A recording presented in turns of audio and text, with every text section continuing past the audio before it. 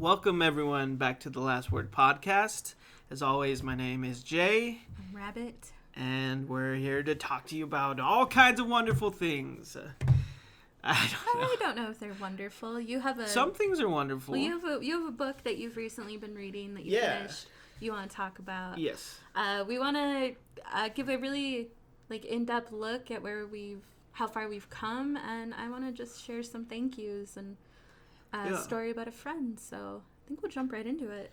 Yeah. For what I want to talk about, as you mentioned, for me, it's an analysis of a recent book I read, and part of the show too. It's The Haunting of Hill House. Yeah.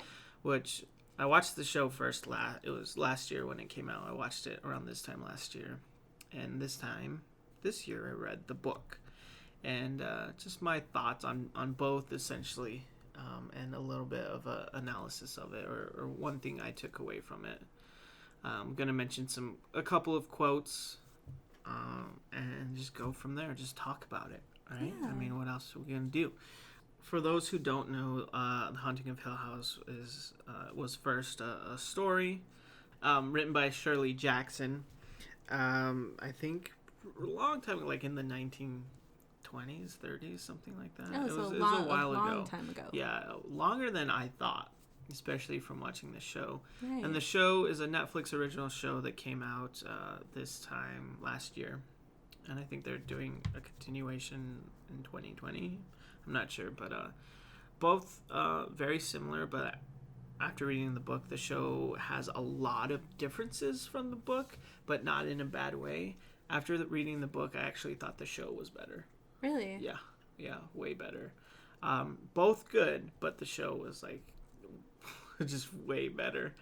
They took what Shirley Jackson did in the novel and just expanded on it and really brought a lot of life to it. It was great. Yeah. But for those who don't know, like I said, it's a horror story about a house. The house where in the book, a group of people go and investigate it. In the show, it's a family that's connected to the house in a certain way. Investigating it how? Paranormal investigation. Oh, wow. Okay. Yeah, like specifically. Mm-hmm. And what is the family doing? In the show? Yeah, in the show. They're restoring it to sell it. Okay. So it's kind of a big difference between the book and the TV show. And so it's pretty interesting in that sense, different already. But the main theme, I guess, of both is the house itself. The house itself is almost alive. It's its own entity, and it's shown a lot in different parts of the book and the story, which is interesting. I mean, it happens a lot in all kinds of stories, depending on what you're reading. You know, Stephen King does it in what is it, The Tall Grass, and there's that one about the car that's evil. I forgot the name. It's like a girl's name, but I forgot it. But it's a car that's evil, basically. Yeah. So it's a trope, I guess, a horror trope where it's the organism. There's an object that's evil, as opposed to like a person or something like that. Yeah, like it's not just hauntings. It's not just ghosts. The entity is like the entire object, a house, a car, whatever. Like that. Yeah. Some it portrays really well, and some it's like not a good portrayal of that. But I think in this case, both in the story, in the book and the show, it was a very good portrayal of the house itself being this evil thing almost. Yeah. And the first quote that I have that really encompasses that for me was, "No live organism can continue for long to exist sanely under conditions of absolute reality. Even larks and katydids are supposed by some to dream. Hill House, not sane, stood by itself against its hills, holding darkness within. It had stood so for 80 years, and might stand for 80 more. Within, walls continued upright, bricks met neatly, floors were firm, and doors were sensibly shut. Silence lay steadily against the wood and stone of Hill House, and whatever walked there, walked alone." So what does that quote mean for you? Well, the biggest thing for me is the beginning part of that quote. No live organism can continue for long to exist sanely under conditions of absolute reality. Meaning, like it says, like anything alive cannot exist without and be sane without having some sort of dreams or thoughts of their own. And maybe meaning in some sense that the house itself, like it says, Hill House, not sane, stood by itself against its hills. So if the house is in a sense its own organism, its own being, it stood there in absolute reality without dreams, without thought, and in some way became insane itself. Yeah. Because like it says, no live organism can continue for long to exist sanely under conditions of absolute reality.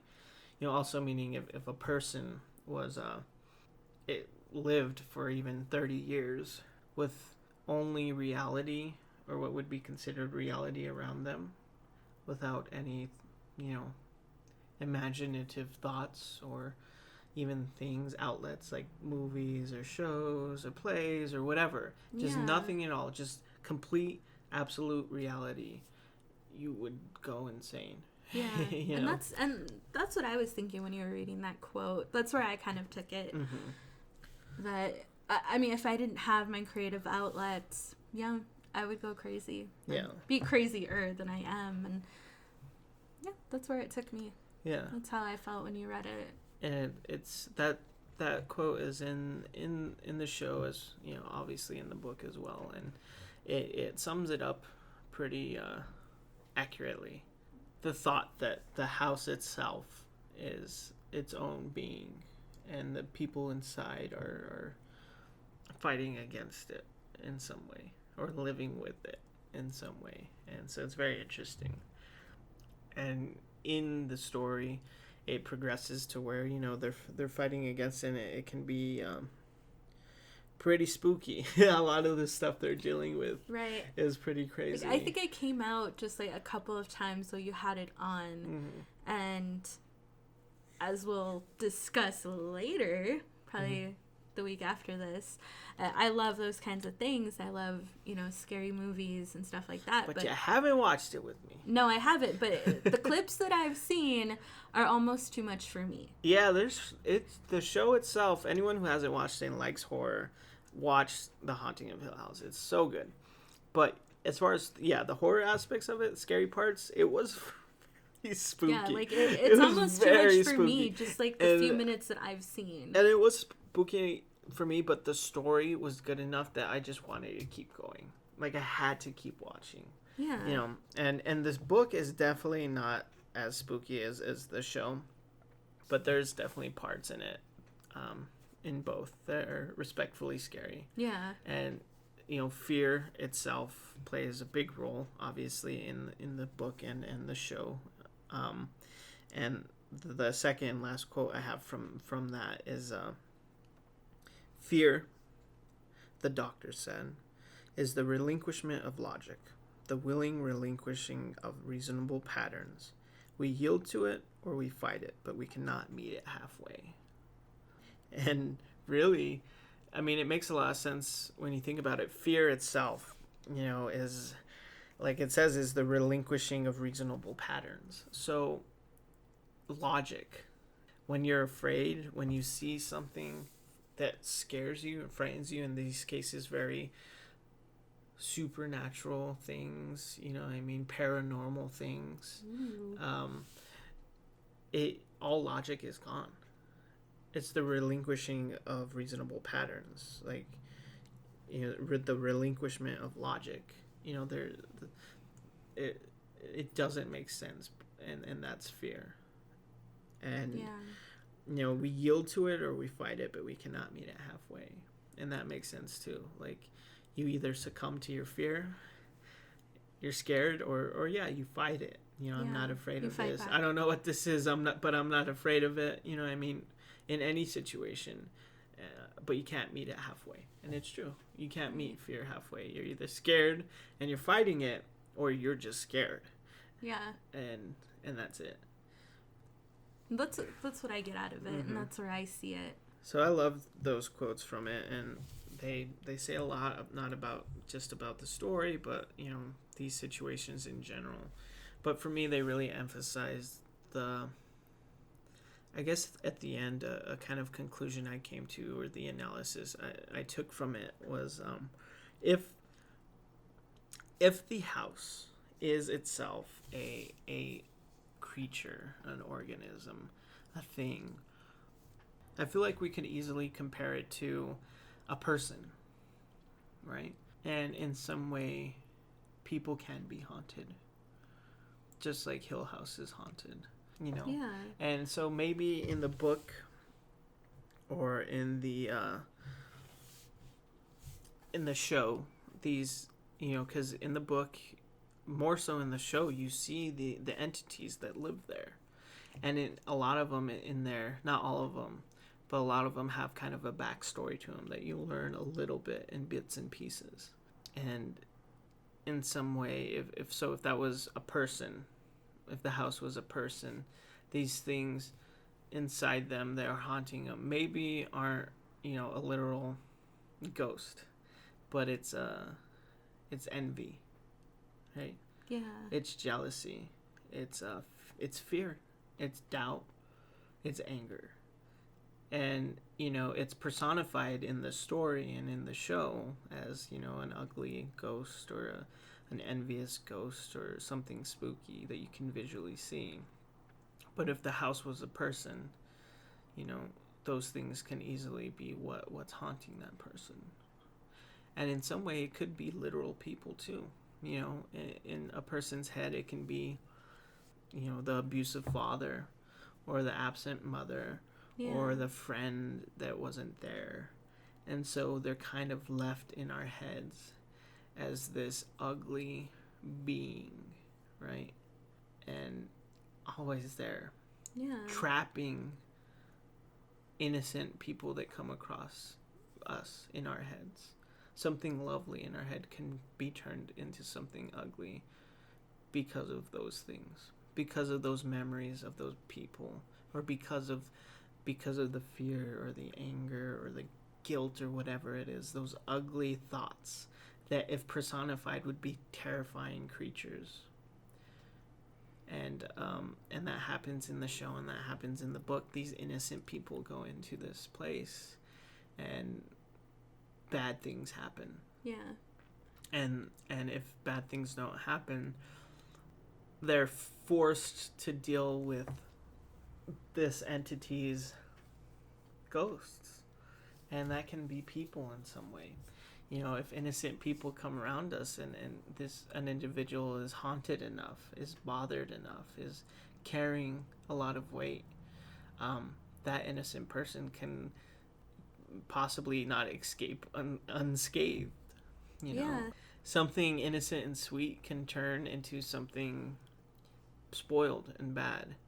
And some good person that was there can potentially turn into an ugly person, and they're just another ghost. Yeah, I really am resonating with this, of course, with all of my stuff. And that's one thing that I'm kind of picking up as someone who hasn't seen the show, hasn't read the book. I should probably read the book now. You should watch the show. We'll see. We'll see. Come on. It is scary as fuck. Someone watch Haunting of Hill House with me. It looks really scary. It is, but it's so good. But I don't even like, what is it, American Horror Story? Yeah. Like, I love the idea. It's different. I love some of the scenes that I've seen or saw, but it's too much for me. Right. But okay, if we're gonna compare, you can't compare the two because they're completely different. Yeah. Well, they seem similar. They're not, because I've seen both of them, and I can tell you they're not. The way American Horror Story is that they do everything to make you uncomfortable. Even the way it's shot, the camera angles, the way it moves, the pacing makes you uncomfortable. That is not the case with The Haunting of Hill House at all. they're not even the same. They can't be compared at all. Once you've seen one, if you've seen both, you can't compare them at all. Other than the fact that they're horror. Yeah. But that's the only way you can compare them. Well, okay, maybe I will try watching an episode. It's so good. But if I don't like it, don't push it on me. If you don't like it, I get weird. We're never talking again. Okay, well, we're gonna get divorced. And then we'll just be ghosts in each other's Exactly. Ew. But I get weird nightmares from certain things and things that. This will probably give you nightmares. I'm not gonna lie, but it's so good. I mean, I get weird nightmares about cucumbers. So, no, story for another day. No, what cucumber? I've told you about it once. Tell me again. I can't. Okay. Anyway, for me, I kind of see these parallels to maybe like a person with mental illness. Or, and it's kind of that classic horror story where is the monster a thing or is it you? Right. And I like that. I like those kinds of stories because they kind of pick out, your ghosts, your flaws. Well, yeah. Or, things, deep, dark things inside yourself that, maybe you think were solved or that you haven't thought about in years. And I love that. Right. And that's the thing is like, it's weird because in that, the ghosts, especially in the show, the ghosts are very much their own thing. They're their own creatures, if not people, and they have their own stories, all of that, like I said. Yeah. But, and this is so weird, I don't know if anyone's following me, but if the house is in both stories is very much its own entity, and if the house is its own entity, then it can be easily compared to a person who is their own entity, their own organism, their own thing. Yeah. And if that's the case, then the ghosts inside the house, I think, can be comparative to things like, and it can be a mental illness, but it can just be, bad thoughts. It can be, it's anger, it's guilt, it's shame. That's where a lot of these things come from. Now, I'm not saying everyone who's ever angry has a mental illness. No. But that was just my thought. Right. And it's possible, but like so many people walk around without a mental illness who are ashamed of themselves. So many people, walk around with a mental illness who are afraid, and those simple things. And I was just thinking about this, I think maybe last night before, is when you look at, mental illness, and I have to think of how many people are not going diagnosed, who have been traumatized, have little traumas, who have all this stuff, like how often it goes unnoticed, undiagnosed, because I'm looking around and now as I'm, I guess, getting closer to recovery, I'm kind of saying that there's a lot of messed up people who almost don't acknowledge it. And that could be the case. Like, yes, they could be undiagnosed, but like, it's also could be the case that people are just sad. People are like, but it's not always depression. People can just be sad. Like, there's a very, I think, definitive line between mental illness and just being a human being. And that's why right now I'm trying to steer away from that, because it's haunted people aren't just people with mental illness. Okay, you can be a normal person and have things like shame and have things like guilt and have things like sadness or anger. But where do you think that comes from, though? Well, that comes from a lot of things. And it doesn't all come from mental illness. That comes from society. That comes from people around them. It could come from themselves, but it could come from family. You understand? But you kind of see how that's trauma. But that doesn't mean mental illness. There's a big difference between being sad and having depression. Okay, maybe I'm using mental illness as more of a broad term. And it shouldn't be used as a broad term. Right this second, I don't know how to categorize it all. But it all comes from somewhere. And if it is still, if it's still affecting you and you're still going through it, there's something wrong. Or not necessarily wrong, but, you're not dealing with it. But that doesn't mean mental illness. And yes, most of the time, though, it means trauma. It means something happened to you and you can't make sense of it. Or, it was wrong or bad, or, it made you afraid, it made you scared. But then, yes, a lot of this comes out in anxiety, which is it is a thing. It comes out in depression. And a lot of people don't even know that.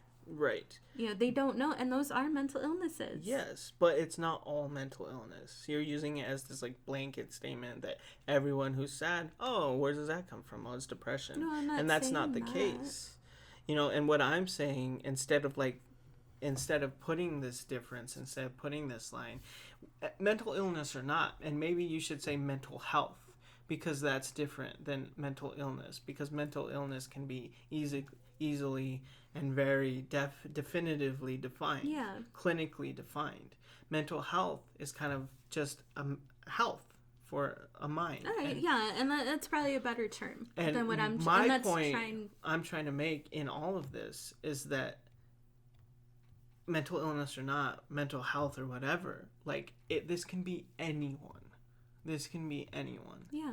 Lots of people walk around who are sad who don't have depression. Lots of people walk around. Yes, lots of people can be depressed too. You know what I mean? Lots of people walk around who are sad and don't have depression, because there's a big difference between depression and being sad. There is.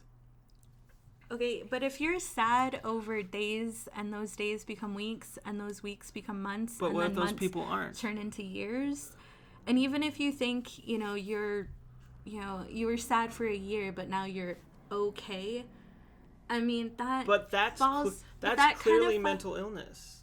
That's clearly depression. But there's some people who can just be sad for a day and be okay. And that does not mean depression. And that's what I'm saying. Mental illness or not, and it certainly can be, especially people who have more severe things like depression, anxiety, it can be worse. You know what I mean? But the point I'm trying to make is that it may not be just that. And I kind of feel like it can potentially be everyone. Yeah. And these feelings, sadness, anger, whatever, anxiety, jealousy, those things, whether they're there constantly or there's just there sometimes or in a moment, can be those bad ghosts, those entities in the house. And also they can be literal people or memories of people. Like I said, the abusive father, the absent mother, vice versa. The friend who wasn't there, or the people who left, and that can easily fall into mental health or versus illness as well. You know what I mean? Because that can cause a lot of things, or for a certain mental illness, can be kind of it can fit into all the roles of that, But mental illness or not, that memory of those people, whoever it is, can be stuck in your head they're this very ugly thought, or very sad thought, and personified, it's the ghost who won't leave you alone. It's the scary monster under the bed. You know what I mean? Yeah. And my point is that people can be haunted too, just as much as Hill House was haunted, and innocent thoughts or people that come into that can, because of those things, not leave unscathed. And that can definitely be a form and have a lot to do with mental illness or mental health. Yeah. And people who are in that and dealing with that, or see that in themselves, should do their best to not be haunted. If houses were people, we should do our best to not be Hill House. Yeah. Whatever that means. It could be simple, just thinking positively, stuff like that. But it could be more in depth, going to therapy. Really going to therapy. You know what I mean? Yeah. Reading up on these things and being honest about it with yourself. Look at yourself and see how many ghosts you got walking around. Yeah. Because if they're bad enough, it can be some bad stuff. It can be depression. It can be anxiety. It can be, anger issues. And that just makes it us for harder people, a harder life, and that's not easy. It's kind of just, it's a cycle, and it can easily get to that point. Mm-hmm. And if we're walking around with these ghosts in our head, we're not walking around happily, and you're not wrong in that sense. Actually, now that I think about it, you're very much right. When that comes down to it, that comes down to mental health or mental illness. Right. Well, let's say mental health, because mental illness is pretty, has like I said earlier, it has a stigma, but it's also like a clinically defined thing. Right. So let's retroactively, hey, it's mental health. You know what I mean? We meant to say mental health because that's a better, I don't know, a better description, a better term, because, it's a better term. You're right. Well, when you think about it, I mean, they are cycles. They come from somewhere, and they'll continue. Mm-hmm. Not to get really... Or they'll haunt you. Well, yeah, not to get really personal, but, me... Right. My family. Yeah. My family before. Yeah. Their family before. Right. All have history of some kind of abuse or some kind of trauma or some kind of bad thing. And it blows my mind even more, because if we're talking in terms of a house, Hill House has been here for 80 years. So if we're talking generational, these ghosts that were there with your mom are there with, your, like, or with your grandma, are there with your mom, are there with you. You know what I mean? So these ghosts that was there in the beginning of Hill House was there after, and they create ghosts along their way. Well, and look at the most anxious people in my life. Yeah. My mom and my grandma. Right. I love my grandma a lot, but she can be very neurotic, and she has OCD. Yeah, and not just, And I'm not just saying that as like OCD. Right. She has to wash her hands 10 times after doing something. She has to check knobs and stoves and doors. She has rituals before she leaves the house. Yeah. So where do you think some of that kind of gave that to me? Now I'm trying to break it. Right. I'm trying to, exercise my ghosts. Right. If we're staying on topic. Or put them to rest. Or lay them to rest. Yeah. And I want to go back a little bit, because at first my whole point was that it's not just mental illness. It can be these others, just these feelings, but these feelings can definitely turn into something more and get uglier. You know what I mean? So I guess where I was where we were at odds was that you were steering it more towards mental health or mental illness in that moment. And that wasn't what I was trying to do, because it can be everything. It's not just this person. Oh, you're haunted because you're depressed. You know what I mean? It's it can be anyone. You know what I mean? But again, with your point and me thinking about it now, and you're right. And it can be anyone. Yeah. Anyone can have poor mental health and be in something that they should seek more care for. So yeah, so you're definitely right. And I was just trying to make the point that it can be anyone, and it can. Well, and I'm not saying that there aren't happy people in the world who get sad every once in a while, because that's normal. That's being human. Right.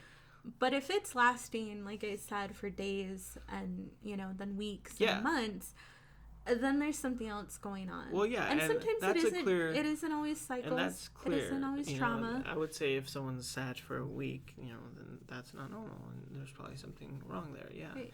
But if someone's sad for a day, that doesn't necessarily mean anything. Or not that it doesn't mean anything, but it doesn't necessarily mean depression. Yeah. But it can turn into something like that, And the more, I guess, we allow those feelings, and the worse they can get. But it does make sense that sometimes, maybe the ghosts are in ourselves. Maybe we're the ghost a little bit too. Yeah. Or they're caused from other people or other situations. Oh yeah, ghosts can be a self-image. You know what I mean? It can be in our head, how we see ourselves, or in a moment what we thought of ourselves, or what we did in a situation. that we wish we didn't do. Oh, yeah, I feel that. I definitely, I felt that a lot. And that can easily be considered a ghost as well, And I think for me too, just to go on that point that we were just talking about, is like sadness and depression. Is like and you have too, I've dealt with depression and had some pretty severe depression, so I know the difference between being sad and being depressed. You know what I mean? Yeah. And there is a big difference between the two. And yours kind of came out of nowhere for us. I when I think about it now, I don't know if it did, honestly. Because once I went to therapy and I was able to see my thoughts and understand them and all this, I was like, oh, I've probably been depressed since I was like a kid. Yeah. Yeah, and then once you were able to kind of tell me these things that you're feeling, I mean, I noticed it too. Yeah. And I remember, of course, I'll never forget the times that you started telling me. We were standing right out on our porch just talking like we usually do, and then you just kind of like stopped and you're like, well, wait, I think I have depression. Yeah. And the more and more like we started like pulling things out and started processing them and talking about them, it was true. Yeah. And there was so much, and I don't know how much you want to share. Not right too much right now, because that's kind of off subject, like, and in some way it could be its own 2-hour podcast, talking about like depression. We should talk about that at some point, because that would be good. Yeah, we definitely should. You're right. I think that's kind of what this is leading to. Ooh. This went in a weird direction. We were just talking about a book. Yeah, for whoever is still along, we're only 34 minutes in or so.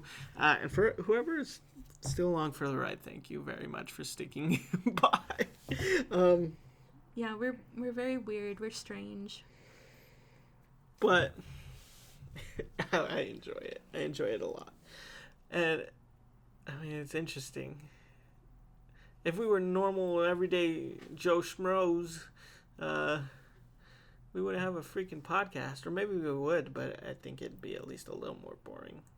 I'm not saying we're like, amazingly talented and entertaining, but I think it'd be a little more boring. I think someone is getting some kind of entertainment out of it, at least. Okay. A little bit, hopefully. Who? Just someone. Our friends.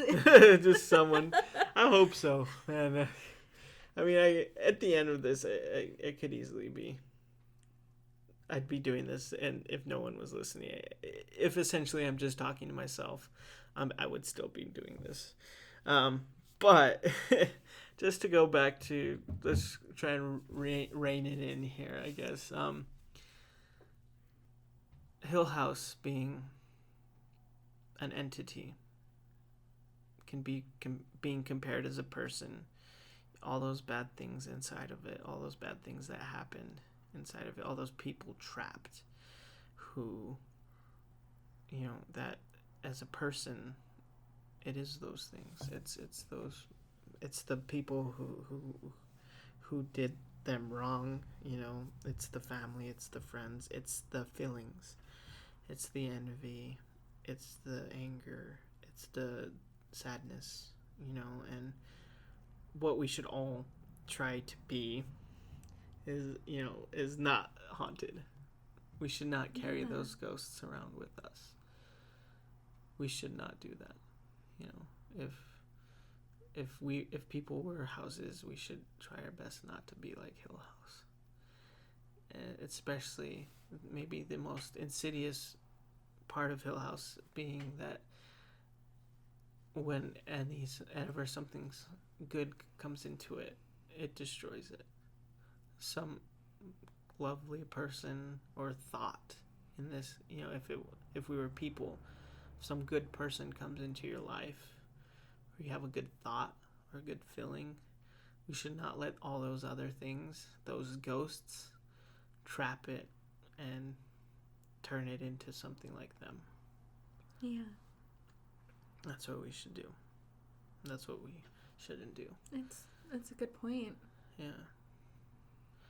And I encourage anyone out there who may think that they're struggling with something bigger than them, whether anxiety, anger, depression, whatever it is, seek help. talk to someone. And if you can't talk to a family member or a friend because they won't understand, talk to a therapist or send us an email, you know? Yeah. There's people out there who do understand and who can help you. And it's speaking from someone who was in a bad place and very much haunted. There is an other side to it. Yeah, and for me, as someone who is, I mean, I would say still haunted. Right. You know, I still deal with everything that I'm dealing with on a daily basis. And there's nothing wrong with seeking help. Because I wouldn't be here if I didn't. And, you know, that's not to go into a whole different discussion, but I wouldn't be in this place, at least. Yeah. Yeah, if I didn't seek some kind of support, you know, a support system, you know, a few of my closest friends and you, Jay, you know, my family to an extent as well, and a really good therapist. Yeah. Who I see once a week for an hour. Yep. I have to. It's court ordered. No, I'm just kidding. It's not court ordered. Oh my god. Oh my god. It's the only way they would let me out. Oh god, don't say that. No one's... That's a joke. So everyone should read or watch The Haunting of Hill House. I would say watch it because I can tell you the show is better than the book right away. But there's nothing wrong with reading. No, reading's good in general. You should always read. I think people should read more books. Yeah, they should. They should. I agree. But if you want to just be entertained and be spooked, watch it, read it. That's what you should do. And you don't have to go so in depth as we are with it. Like I was literally just going to say, and if you don't want to think too much about it, you don't have to.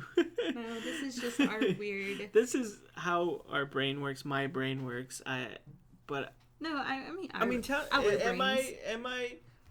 this analysis, you know, is it wrong? No, I mean, I don't think so. Because I'm feeling some of the same things you are just by you describing it. Yeah. So, no, I definitely don't think you're wrong. You know, you and I would have talked about this stuff anyway.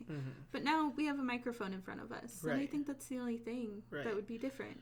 And you and I love doing that with, you know, books we read, shows we watch, movies we watch. Right. We like taking other stuff out of it than just entertainment. Right. And that's always been you and me. Some stuff is pretty simple entertainment. But, like, you can't see an author like Shirley Jackson, you know, with everything else she's written, and read the book itself and see everything she puts in it and the constant comparisons to the house being, you know, a living being, and not think of something else or want to explore it more. You know what I mean? And I think that's a sign of any good show or book or whatever it is that when you want to dive deeper into it and understand it. You want to have discussions about it. And discuss it, yeah. And so either way, you want to be entertained and spooked out, especially around this time of year. Watch it, read it, enjoy it. If you want to look a little more into it, listen to this. Was that just an advertisement for our podcast? Well, not really, because they'd be listening to it. They're already listening. Yeah. Okay, sorry, disregard that. Listen to this, think about it, discuss it. We can have fun with that. Or if you have some other thoughts about it, other theories, go for it. Let us know. Let me know. And thank you so much for being on this journey. Hope it made sense. Much like Hill House, there was lots of twists and turns. Oh yeah, this went a weird direction. And I'm grateful for it. I'm grateful for a lot of things, honestly, and maybe that's how we can segue into this next part of the podcast. We're coming up on a month now. I think the 18th is a month that we've been doing the podcast, which... Yeah. Well, and by the time this one goes out, it'll be more than a month. Yeah, exactly. And that's not a long time, really, but it's kind of a milestone, you know what I mean? And I wanted to just discuss a little bit about how we think it's going, where our hopes, where we want it to go, and maybe support people who've been supporting us through this single month. And then maybe a year from now, look back and go from there. Yeah. But, yeah. What do you think? Well, I mean, my first personal goal for the podcast was just to get, 12 listeners. Mm-hmm. And we have surpassed that. We're almost to 30. Like, our first episode has, 28 listeners. On one platform. But that's the one that I monitor the most. Right. And now I'm looking at, well, what's our next goal? And, yeah, I mean, this podcast has been great for me. Mm-hmm. Through everything that I've been dealing with, I've heard nothing but good things, nothing but positive things. Mm-hmm. That feels really good to me. It makes me feel good. Yeah. How do you feel? Yeah, it feels great to me too. I mean, I don't know how else to explain it. It's amazing. Like I said earlier, if I was just essentially just doing this and just talking to myself, I'd still be doing it, because personally for me, it's been a very positive thing. It's been a very positive thing for me to be doing. It's been a good outlet to talk and to get things out and to discuss and work through. And everything on top of that is just a plus. We've had so many people supporting us, and that's been amazing. Yeah, we've had a lot of friends. A lot of friends supporting us, which has been amazing. I don't know, everything else is just, the cherry on top. The whole point of doing this was to get stuff out and to talk about it, the main point was hoping that, there's someone else out there who needs to hear it, and hoping that they get something from it. At the very least, hopefully we're entertaining, but hopefully someone can listen to this and it make a difference in some way. Yeah. And that's what I'm still hoping it's doing. Nevertheless, so far it's been just a positive experience, and for me, most importantly, it's been a positive experience for me as personally, and that's been great. Yeah, I mean, me too. When we first started the podcast, I mean, almost literally a month ago, part of the motivation was, I had a really bad night and a bad couple of days, and I remember you bugging me about it. Well, yeah, I mean, before you had a few months before you had a bad night, I've been bugging you for a while. Yeah. I wanted to do the podcast. That was my motivation. That just kind of snapped me out of it. And I'm like, no, let's do this. Let's put our stories out there, because now I finally have a lot to say. And if the person I want to say them to isn't there anymore, isn't gonna listen, I'm gonna tell the world. I'm gonna tell the world my story, because, like you said, hopefully one person is listening or will listen in the future and, hear a very similar story, understand the struggle. It takes a lot to be so open and, honest and about everything, very personal things. But it's the hope that someone out there needs to hear it and will take something from it that makes it easier. Yeah. Yeah. I mean, I haven't listened to a whole lot of podcasts. Just the ones, you and I find and that, we listen to almost weekly. But I really wish, and maybe there is, maybe I don't know, maybe I need to do more research, but I wish there was a podcast like this when I started my journey, with healing and moving on, recovering, because this is some of the stuff that I would have needed to hear. And honestly, there probably is. I mean, I'm sure there is, and maybe, I need to find them, but I want to do the same thing because I know it personally. Yeah, and that's, I agree. If you're interesting and you have something to say, you should have a podcast. That's it. Yeah, you should definitely start one. Yeah. I think my personal progress, I mean, it's going to be a little different than yours. But something my therapist and I talked about this week, one of the first things we talked about is I think I'm pretty, and she agrees with me, that I'm almost completely anxiety free. Other than just a normal... Other than situational anxiety, right. Which will never truly go away. And which kind of everyone has. Yeah, everyone has. It's a normal human stuff. But for me, I mean, my anxiety was really bad. Oh, yeah. Not situational. Or if it was situational, it was to an extreme. Yeah. And over the last few months, it's dwindled down to almost nothing. So, I mean, I've had things that I've been able to do that our listeners might think are completely normal. Everyday things that they do. Mm-hmm. But for me, they're huge. They were huge obstacles making phone calls. Making phone calls on my own. I used to be so terrified to make phone calls. Mm-hmm. And now I make all my phone calls by myself. You know, for my doctor appointments and, you know, calling my doctor, calling offices and doing stuff like that. More recently, too, I was able to get up in a restaurant and get my own to-go box. Yeah. Something I would have never have done before. Mm-hmm. I think another thing is I'm working on getting my driver's license, and I never wanted to do that. And part of the reason is I had such an anxiety to learn how to drive and to eventually drive and get my license. And since then, the anxiety around that has almost diminished. Yeah. And that's progress. That's huge progress. And what I think is even better is it had nothing to do with my recovery from my breakup. This is all me. This is just me, something that, you know, I've kind of been working on for years, for a long time. And I've never experienced myself like this. And it's really freeing. And that has nothing to do with my breakup. It has nothing to do with Kenneth. And to come this far and to see that is amazing. I can't begin to explain how that feels to be anxiety-free. Social anxiety and general anxiety-free. Yeah. It's freeing. I mean, I will say, as someone who's been with you through this, you know, obviously as more of an observer, because I'm not in it directly. I'm not in your body. I'm not in your head. Yeah. You don't want to be. No, I'm just kidding.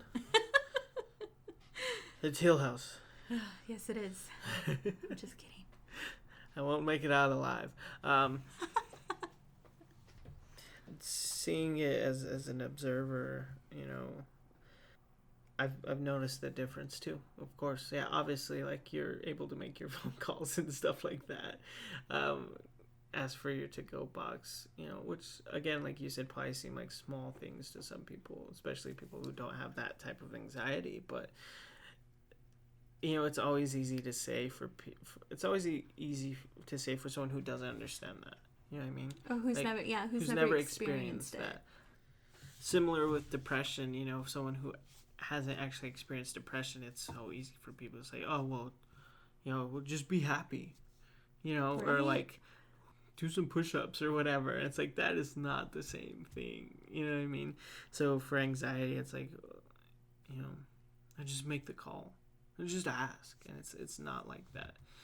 And I think one doctor told us once, it kind of rang true to me as far as understanding anxiety. He said, if it made sense, it wouldn't be anxiety. Exactly. And anxiety doesn't make sense, and having it to an extreme, like, there's no logical reason to not want to do something or to not make that call,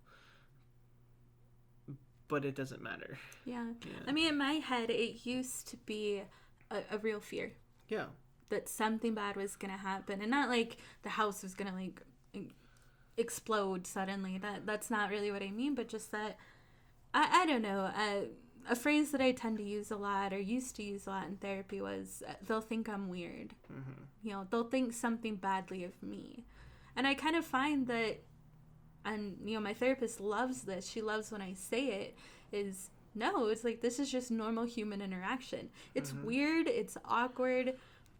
It can be irritating sometimes. It can be annoying, but this is normal. Mm-hmm. And yeah, for someone who has anxiety, that doesn't seem normal at all. Right. Now I'm finding these are just normal human interactions. Yeah, I mean, what you find once you start working through it and getting used to it, or overcoming your anxiety, is like that worry of being awkward or weird, or people are gonna think you're weird. You realize, like, generally everyone's awkward.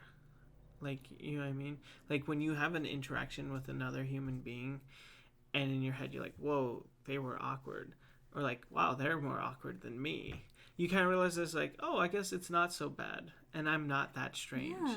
I'm not that awkward because that dude was awkward. Yeah. You know what I mean? And that was one thing my therapist kept telling me and continued to tell me, is that sometimes the people you're interacting with are more weird than you. Yeah. You're just hyper observant to, you know, everyone's actions. Right. How they talk, how they speak, how they act. And that triggers little things inside of you. But yeah, most of the time, they're probably more awkward and more weird than you are. Yeah, and that's true. And again, all normal. That's general, typical human interaction. Like, some people are just so weird. It's so strange. And then you realize, oh, I guess I shouldn't be that worried. Yeah. Yeah. And that's been huge over the last few months of my progress and how far that I've come. And yeah, like I can't explain it. And I can't explain how, you know, proud I am of myself. Because recently, and still in the last 3 months, I felt like I was making no progress at all. But to really see that, yeah, I can get my own to-go box. I can make my own phone calls. I can learn how to drive. I can get my license. Yeah. That's progress. Oh, yeah. These are things, as simple as they seem, are things you never would have done at all. Yeah. At all. And not even just that you wouldn't have done them. These are things that would have stopped you in your tracks. You know what I mean? Like, yes. And they're not. They're not doing that. Not anymore. Yeah. And to me, there goes that ghost. Yep. Laid to rest. That's right. It's gone. So, what personal progress have you made since, starting the podcast?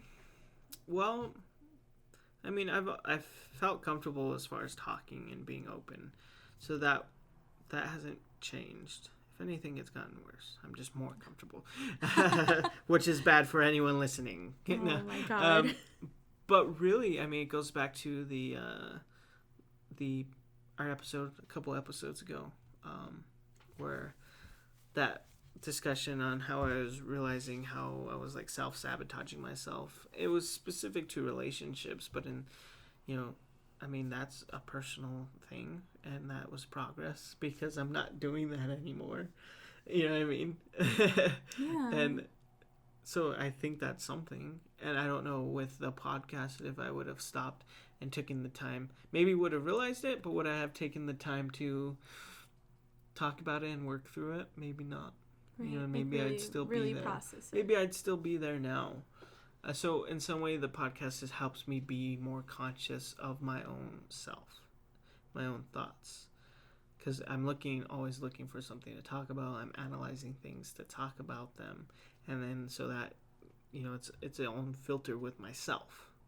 And that's a good thing. And I think that's been the biggest thing as far as personal progress goes, is that I just have an extra filter, that I put myself through, which is a good thing. And it started out with the self-sabotaging in a relationship kind of type setting, I guess, or the want of a relationship type setting. But it kind of goes everywhere, It kind of goes everywhere. And other than that, maybe just little things. It's made me want to talk to people more. Not just, friends and stuff like that, but like just anyone. Like, I want to know you. I want to get to know you. I'm going to ask you questions. I'm going to find out what's going on. You're going to interrogate them. Not so intense. I'd like to think of it as a little more friendly than that, but in some way, right, yeah, right. Yeah. I want to know who you are. And I think that's part of the podcast too, because eventually we're going to have more guests on here. Hopefully. Hopefully. that goes into the what we hope for category, but and I'm going to be asking questions. I want to know who these people are, and that just has kind of transcended in everyday life. I'm talking to random people or asking questions to even friends that I normally wouldn't ask. Yeah. So, yeah, it's been cool. Yeah.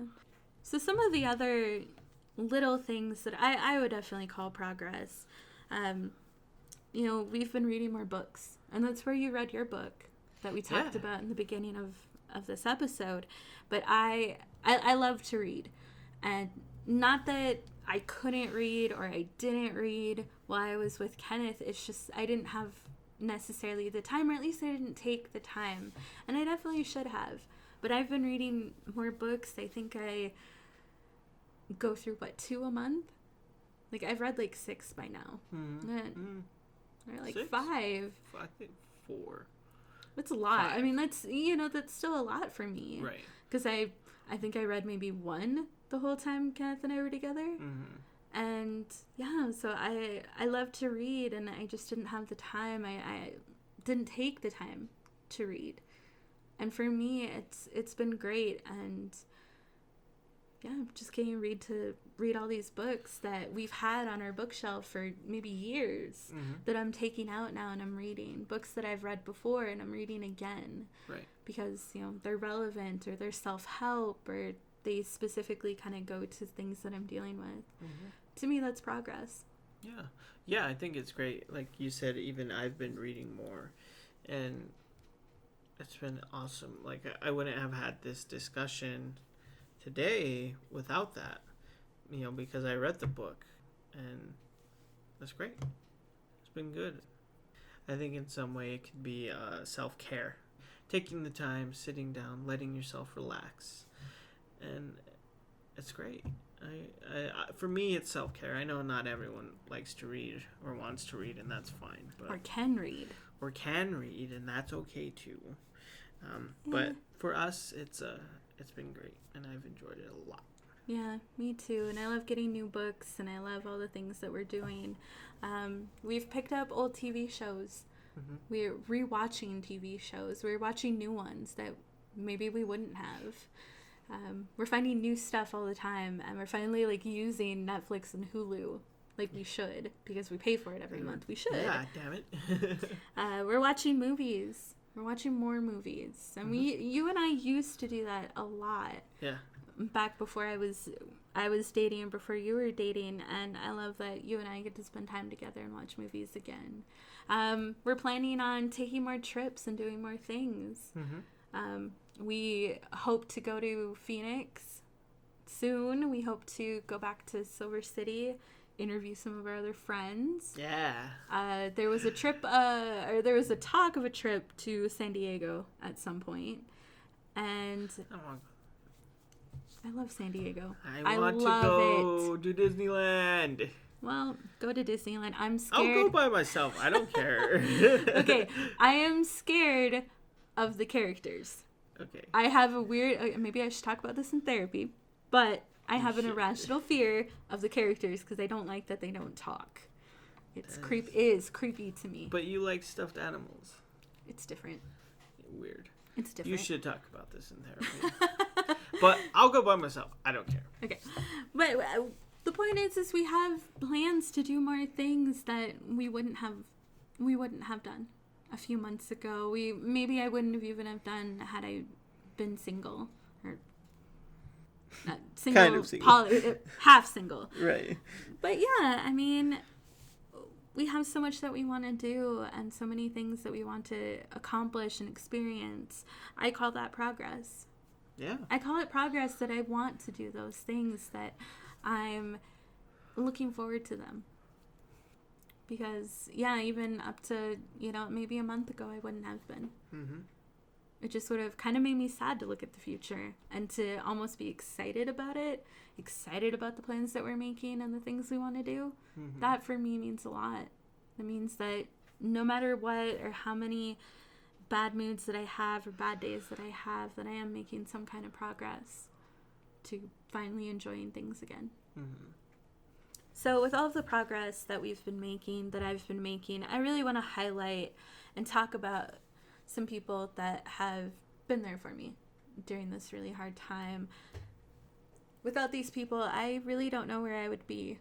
I don't know how much progress I would have made. I don't know how much healing I would have done, and that I'm still doing. But I really want to highlight my friend Ray. So Ray and I have been friends for I think 6 or 7 years. I met him back when you and I were living in Phoenix. And again, like, I was looking for friends. I think I met him back in the same chatting platform that you and I met on. Really? Yeah. Oh. Just, I was looking for home. I didn't know that's where you guys met. Or at least I didn't remember. Wow. Yeah. So, yeah, I met him in the same place, and I was really looking for home. I was looking for something familiar, because now at that point in my life, I had moved to 2 different places, and I was still feeling, kind of homesick, and it was cool because he's from Minnesota. He's the same age as you, I believe, or I think he just turned 30. And what are you talking about? I'm only 24. That's not true. 27. You're 29. You're old. Anyway, so yeah, I mean, we became friends, and we related to each other's struggles, and he's from Minnesota, I'm from Wisconsin, so we kind of bonded and just Minnesota. we bonded just from, being from the same region, not the same place, but the same region, and he only lived maybe 2 hours from where my mom lives. And it was nice to have a friend. It was nice to have someone to talk to back then too. And we got along really well. I, again, recognized some things in myself, and I just tried to be there for him, and, he stayed with me through it all. So we had kind of times where we wouldn't talk just because of circumstance, you and I living in Phoenix, moving back.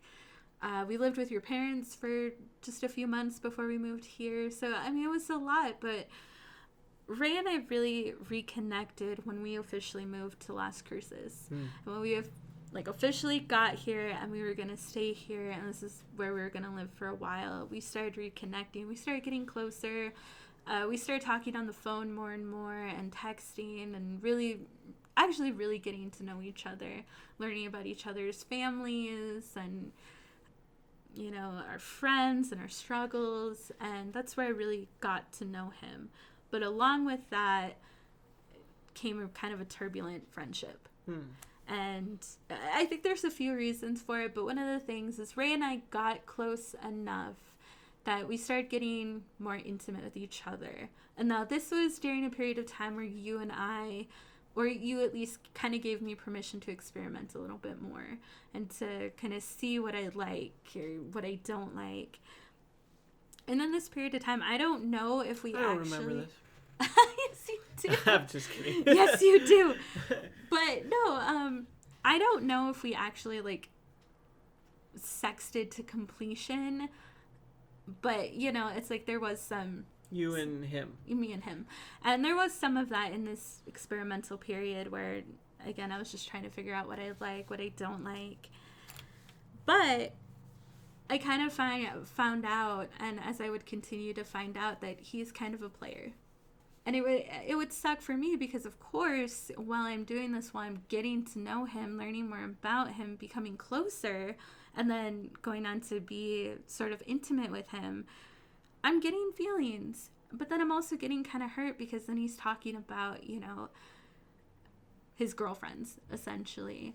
And I find out, he's with someone, but he's unhappy with her. And he's coming to me telling me that, well, I'm trying to tell him, it's like, dude, I have feelings for you. So, something needs to give. And that would in turn kind of become the turbulent friendship that I'm talking about. I would remember, sometimes that would be the only reason why he would text me. Because he wants to, talk about a girl he knew or a girl he met or his current girlfriend, but he's having feelings for someone else. And, I mean, this would happen kind of over and over again. Ugh, yeah. Yeah.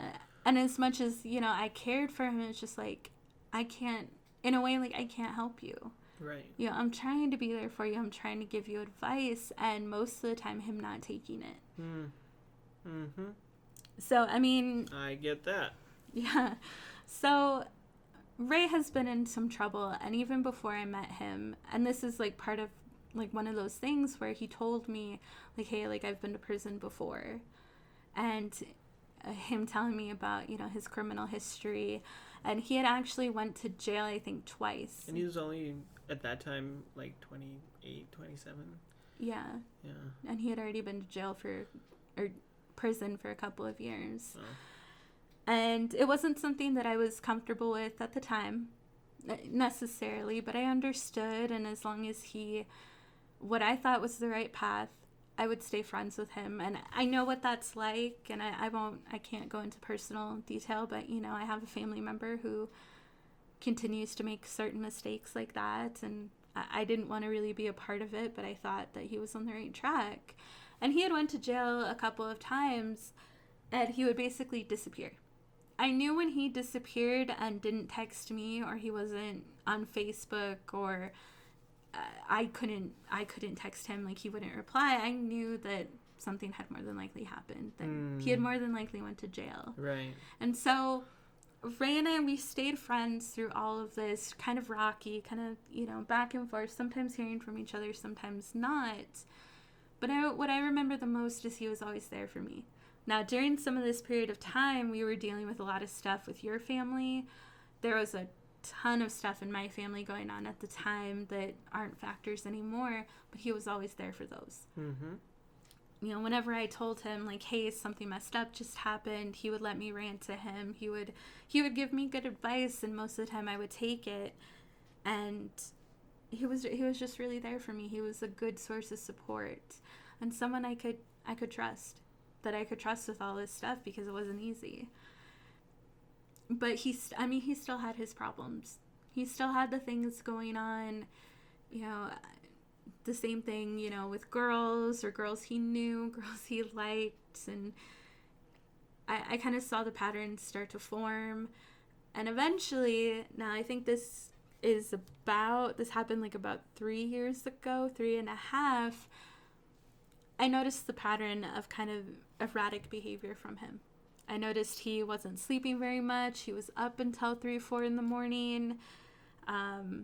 He would talk about how much money he was making, but he wouldn't really tell me how he was making it. And I started to kind of put it together for myself that he's getting in some trouble. Yeah. Because, I know what that pattern of behavior is from family members. And I know what it's kind of like for him, the times before when he went to jail, I would start seeing that behavior. Mm-hmm. And there was one time where he had told me he lost a lot of money and he needed more. And back then, and even now, I always want to help my friends. I always want to be there for them and help family. And if I can give them something or do something for them, more than likely, I always will. And so he came to me and he was telling me this, and then he said that he needed money. He needed $200 to make more money. Mm. And I, of course, like throughout all of this, I should have known it then, but I either didn't notice it or maybe I didn't want to. Yeah, you probably didn't Ray, want Ray to. is my friend. I'm going to help him out because that's what I do. Mm-hmm. Sometimes, like, I like to think, I would hope someone would do the same for me. Right, if you needed it, I guess. Yeah, I get that. So he asked me for $200, and I gave it to him. I wasn't able to give it to him right away, but he was a little pushy about it. But I just told him, hey, I can't do it today, maybe tomorrow, or maybe the day after. I hope that's okay. And he was like, oh, yeah, sure, that's fine. And he got the $200. And within a few days, he disappeared. And at first, like, I didn't really think anything of it. I didn't try to text him. I think at that point, I kind of could guess for myself what happened. And then a few months went by. And I think about 6 months, 8 months went by. And I noticed, I was like, hey, so I haven't seen Ray online. I haven't talked to him. He hasn't talked to me. I'm pretty sure he's in jail again. And so that's when I got the idea to look it up, and on like the Minnesota Department of Corrections, like offender search, like I found him, and he had went to prison again for drugs. And there was another charge on there, but I won't get into that. And that's what happened to him. He took the $200, he used it for something, he used it for drugs, and he got arrested. He went to prison. So, when I found that out, I was sitting here thinking, like, and I think we were already in this apartment, I was thinking, like, that was the last time I'll ever speak to Ray. I'll never hear from him again. He's going to be in prison for so long. Who knows where I'm going to be when he gets out? Who knows if I want him back in my life after he gets out? Which is a fair thought, I would say. Yeah. Because at that point, I felt betrayed. I felt used. He knew how much I cared about him. He knew what our friendship meant to me, and he used me. So I kind of made the choice, or made the decision then that, unless Ray would try to speak to me and apologize for the things that he had done, I'm not going to reach out to him. I wanted to write him at some point, because since I knew what prison he was in, I could easily, I just need his first, last name, and his inmate number, and I can write him. But I didn't do that. So, I never reached out to him. I never tried to talk to him.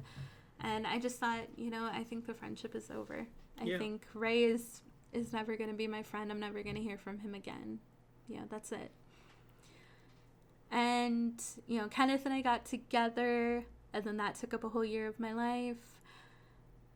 But I was always very honest with Kenneth about my past relationships, about my exes, about the things that I've done, about the bad things that I've done, in my youth, when I was a teenager.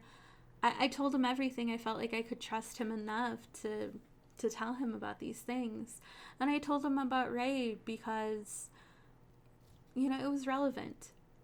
And like I said, I just wanted to be open and honest with Kenneth. I wanted to tell him everything. Right. And he didn't like it. He didn't like the little microscopic history that I mentioned in the beginning. Yeah. When I started talking about Ray, he didn't like it. He was jealous. Everything you mentioned, that's what he chose to fixate on. Yeah. And he didn't like that. He didn't like it. Wow. He didn't. I mean, and again, I don't know. I guess in a sense, I'll never know. But I mean, he got very jealous of it. I think part of it too was because Ray was. When I would talk about him, it's Ray was always really nice to me. He was always there for me. He provided a lot of comfort and a lot of support when I needed it. Mm-hmm. And maybe even Kenneth was kind of looking at himself in those moments. Again, I'll never know. But maybe he was jealous too, because in moments he couldn't provide that for me, and maybe Ray could. Mm-hmm. I remember him making comments like, why do I get the feeling that in a year we're not going to be together when Ray gets out? It's so strange. That's never gonna happen. Because I'm with you. Yeah, and that's what I would tell him. If you get that feeling, it's because it's your own insecurity. That's why you get that feeling. Yeah, and that's what I would tell him. But I told him, it's well, he's in prison. I have no intention of writing him. Although at some point I did ask Kenneth if I could. Kenneth said no, and He told you no. Yeah, and I respected it. I was okay, you're my boyfriend. We talked about it. I asked. You're not comfortable with it, so I'm not going to. And I thought that was the end of it. And again, continuing to know that I don't think Ray and I are ever going to speak again anyway. I don't think that we're ever going to be friends again. But to my surprise, it was a huge surprise. Ray actually messaged me on Facebook. And I was who the hell is this? Ray's in prison. Mm-hmm. He should not be on Facebook. I was almost worried that something illegal was going on. I didn't trust it. But I talked to you about it. I asked you how you felt. And I asked Kenneth how he felt. And you guys both said that it was okay. And I made sure to talk to you both about, the money situation that happened a few years ago. And that he would have to make up and apologize to me for that. But, I messaged him back because he asked for my number, and I gave it to him, and he never messaged me back. He never said anything else. And I was okay, well, that was weird. I don't know what that was about. And a week later, he texted me from a number that I've never seen, I've never had, and again, I was like really questioning. I was like, Ray, like, so I have to ask you, how are you texting me? Yeah. Because this seems weird. It is weird. And so basically what they have, just like they have ways for inmates to call and stuff like that, they also have new texting programs in certain jails where, and again, I'm not quite sure, but I guess they'll give them like a stripped down cell phone to where it is literally just texting. And they can fund this themselves. They can have their friends and family fund it. And it's like 25 cents or sometimes 10 cents a text message, depending on where you live or, you know, stuff like that, or how much you text. And so that's how he was able to text me.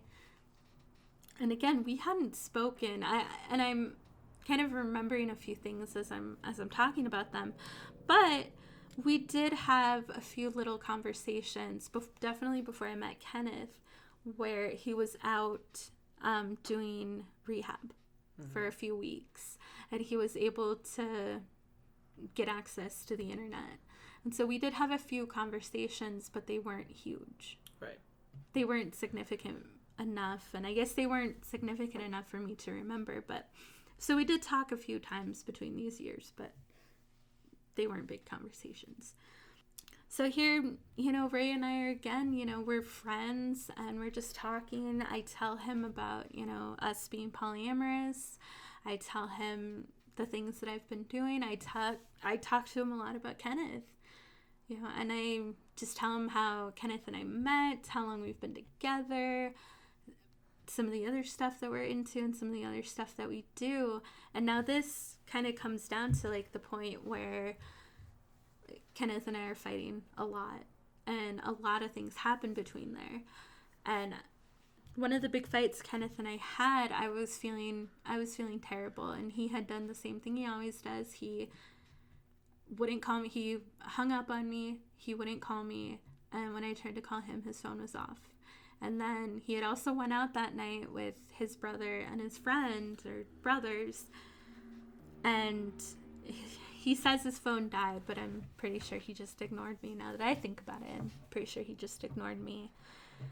And of course that hurt a lot. And I finally had the person that was a big support for me back in my life.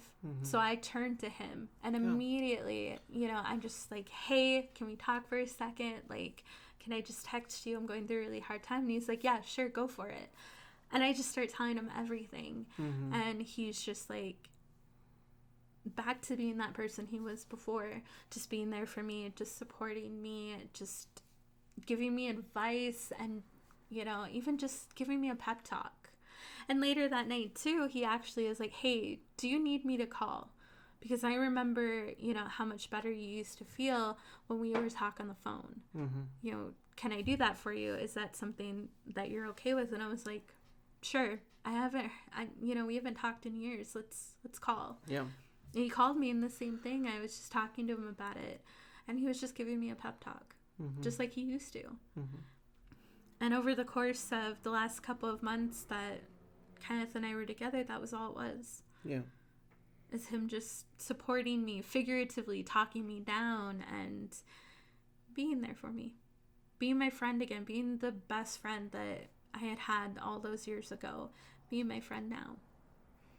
And of course, you know, Kenneth wasn't okay with this. He would tell me all the time he wasn't comfortable with it.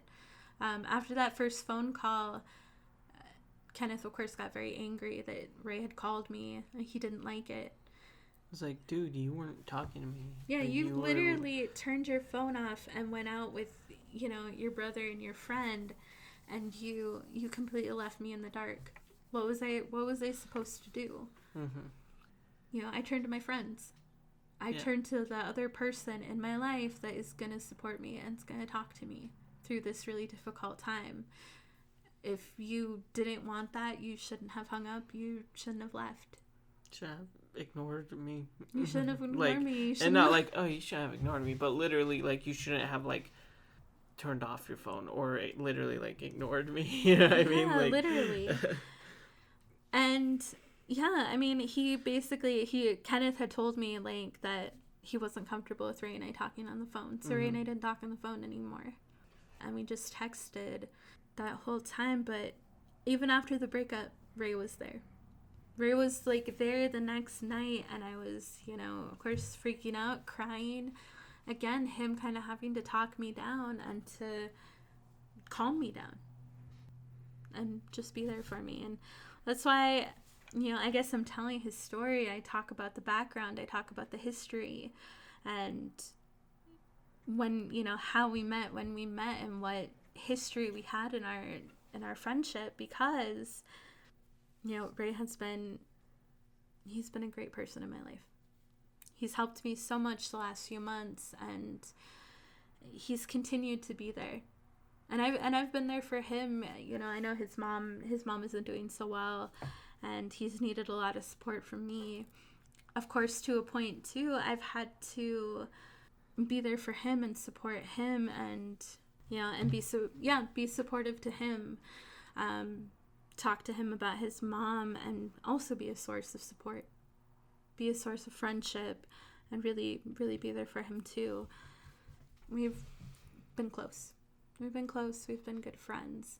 And I think, Kenneth had a fear, and he always told me this, that history always wins. And he would tell me that while he was, trying to tell me how uncomfortable he was with Ray being in my life again because of a microscopic history. And I would tell him, it's like, no, like, I don't want to be with Ray. Right. I care about Ray. I love him to an extent, but I kind of love him like a brother. Uh-huh. And I definitely don't want to sleep with my brother. Ugh. Yeah, ew. But I love Ray like family. Right. And I'm close with him. But he has friends and people in his life that he's really close to too. And one of the ways that I partially got through to Kenneth was I was like, you have friends that you're very close to that you say you love as well. You don't want to sleep with any of them, do you? And he was like, no. I was like, well, there you go. Right. That's how I feel about Ray. Mm-hmm. And, Ray and I have not gone back to any of the conversations that we had 7 years ago. We're not dating, and I don't want to date him. Yeah. But I care about him, and I love him. Mm-hmm. So I'm forever thankful for him being in my life. I'm glad he came back at the right time. I wish I had him the whole time, but of course, like, he couldn't get in touch with me, and I wasn't able to get in touch with him either. But I'm very thankful that he's there, and I can't begin to express that thankfulness. And yeah, for me, he's hopefully gonna be in my life now. I am a little worried of what's gonna happen when he gets out. I think in November, so next month, he'll be down to a year, and I'm worried about what'll happen after that year, because then he'll be back home, he'll be back with his old friends, and he'll really have to do a lot of changing. Yeah. That's a big test. Yeah, we'll see what happens after that. But yeah, again, I don't think Ray will listen to this. I don't think he has really a way to listen to this. But I'm thankful for having him in my life. Yeah. And just talking to me and just letting me rant to him, and he gives really good advice. We just talked a few days ago, and we were talking on the phone. Now I think he only calls about once a month. So, I've only heard from him maybe 3 times, but he gives me really good advice. When he focuses and he centers himself, he really tells me, he's honest with me. He is a little hopeful for me, but most of the time his advice is like, you're strong, you're going to get through this. Yeah. You're going to get better. Yeah. So, Ray, thank you. Although he's not going to hear this. Another person that I want to bring up, and I'm very thankful for having in our lives, is our friend Joe. And he's been on the podcast once already, and it was so much fun. And I think he's going to be on another one very shortly. I think exactly the next one after this. But no, I mean, I've been friends with Joe for maybe 8 years now, maybe 9. And I met him along with, some of your other friends when I moved to Silver City. And, I didn't know him that well then. I think I only met him maybe twice. But I had no idea what kind of friend he would eventually become. And during this time, like, now I haven't sought out, a whole lot of advice from Joseph, but he's been there for us. He's the one that's gotten us out there, gotten us to do more things. I think we've hung out with him just about every Sunday for like a month now, or every other Sunday.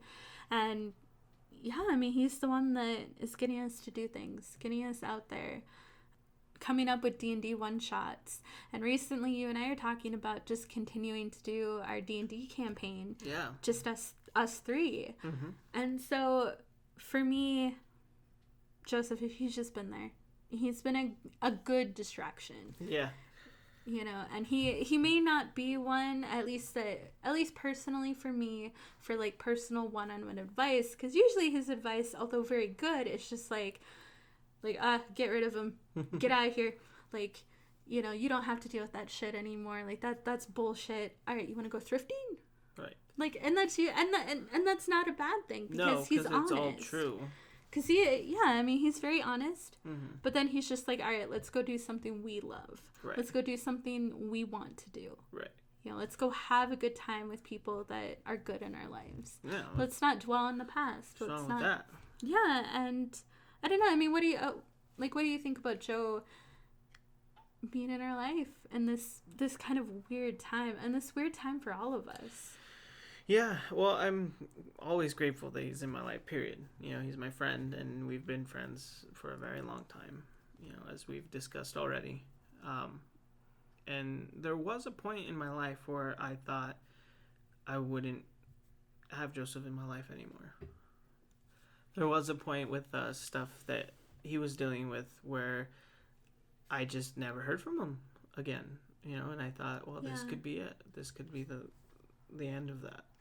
But he's still here, and we're still here, and I'm grateful for it on a very deep level, just because I've known him longer, and he's always been supportive in any of our creative endeavors, period. Yeah, he's usually the first one there.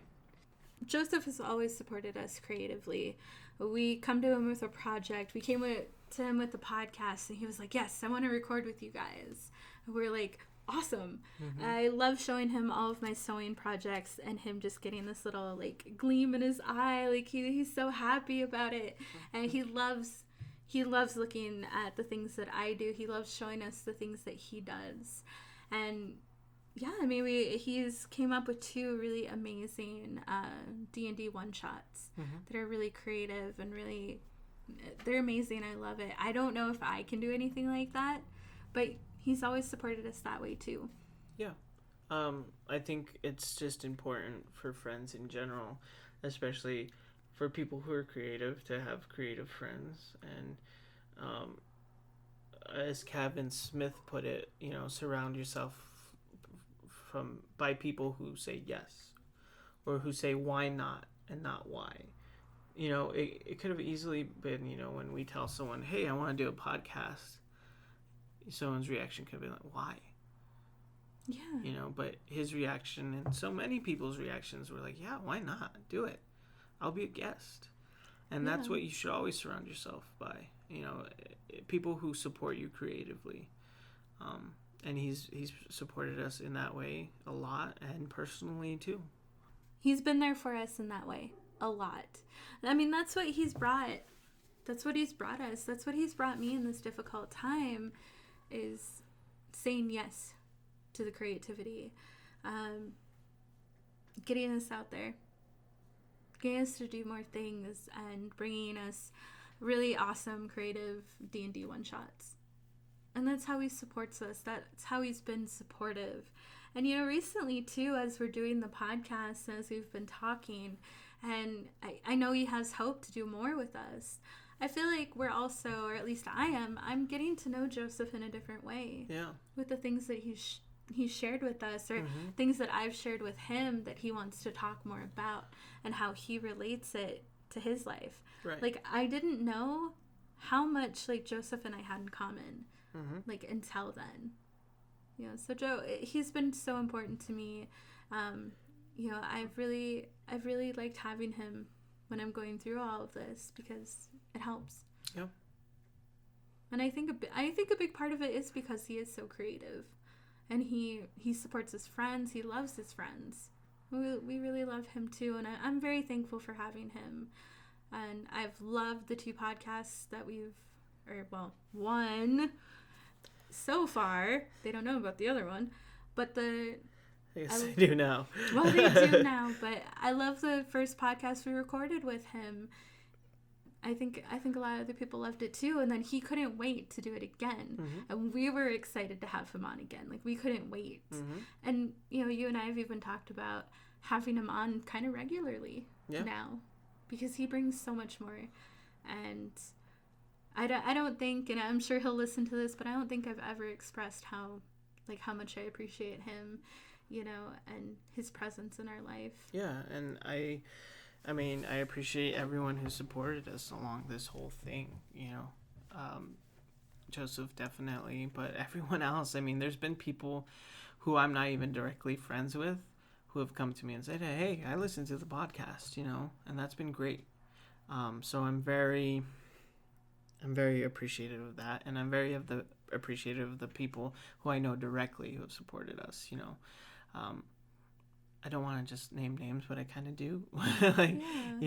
Jasmine has been a big supporter. Taco, Javi, Dayton, Jeff, Noah, Cameron, all these people who have told me something individually, like, hey, I've listened to this. Hey, this is great. Damien, Elias, all these friends, and even friends that I thought I'd never talk to again because I hadn't heard from in years, have come and said something, and that's great. And I don't know. There's these constant little things that let me know, like, this is right, and I don't want really nothing to stop that right now.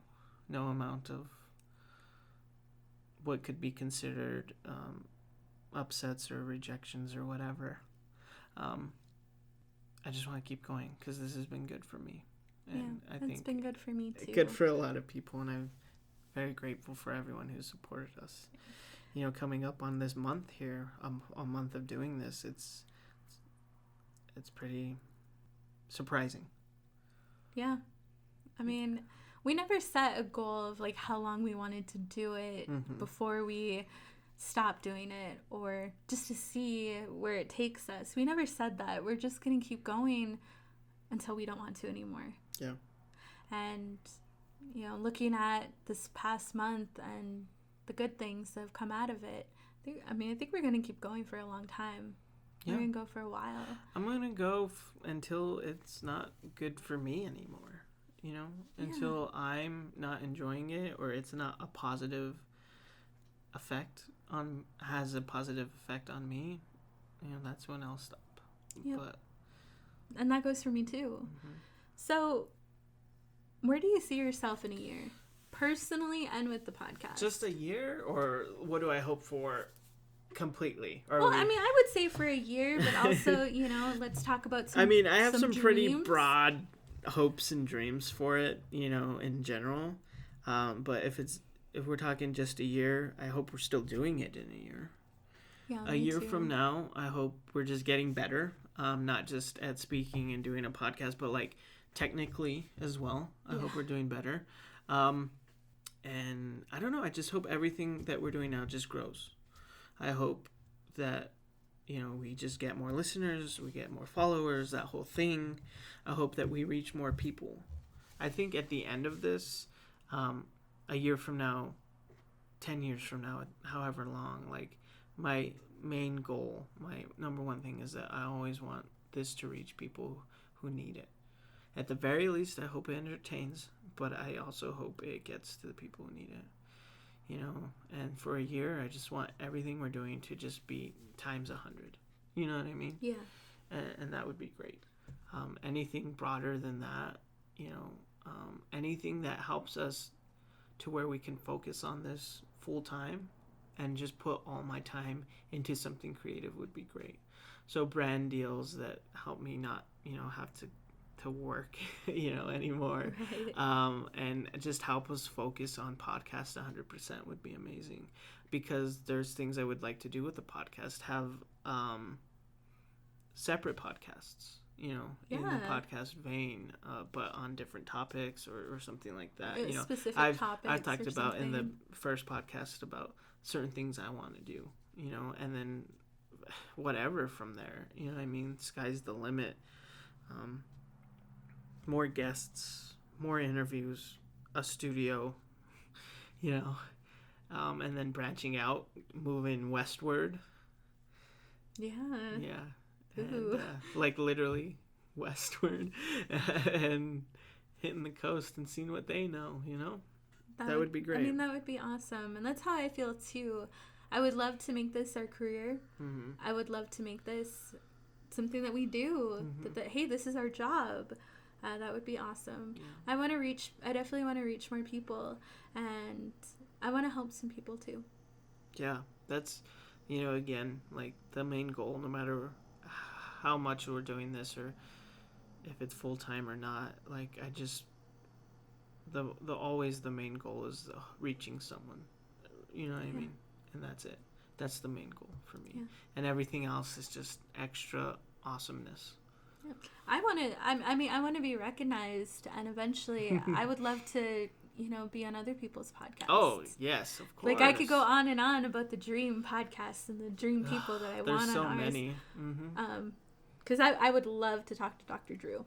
Because we've been watching his podcast since it started. Yeah. Like, we love him. I love him. Mm. I love him for a few different reasons. But, Dr. Drew's a daddy. Well, that's not exactly what I would say, but no, and I love him, and I love him as a, kind of as a person, because he talks about so many different things, and I love listening to his podcast. Yeah, I mean, he would. It kind of gives me a lot of inspiration. If we're talking, broad goals, it'd be great to be on his podcast. It'd be great to have him as a guest. But there's so many podcasts and people that I'd want on here. Yeah, like I said, we could go on for. But also friends, time. Which is actually more achievable, which we'll probably do pretty soon, is get more friends and stuff in like that a year, on here. I would at least love to have each one of our friends on the podcast, or even a couple of them at a time. Yeah. And I would love to hear more about them. That's, for a year, I like that a lot. That would be a good goal for us. Mm-hmm. I would love to have, I think at a year, I'd like to have at least 100 followers. Yeah. And active listeners every single episode we put out. Yeah. So that's kind of where I see the podcast in a year. I like it. I agree. And thank you, I guess. Thank you to you. Personally, thank you to you. Thank you, because this wouldn't be happening without you, I'm pretty sure. Well, this wouldn't be happening without you either. Exactly. So thank you. And thank you to everyone else. If somehow we forgot you, I mean, you know who you are, and we thank you very much for all of this. And wherever we are, a month from now, a year from now, 20 years from now, I'm grateful that we're doing this. I'm grateful. Me too. So, with that being said, we're going to end on a positive note. Affirmations. We love you all very much. Thank you for listening. Please take care of yourselves. Please take care of each other. And we'll see you next time. Later.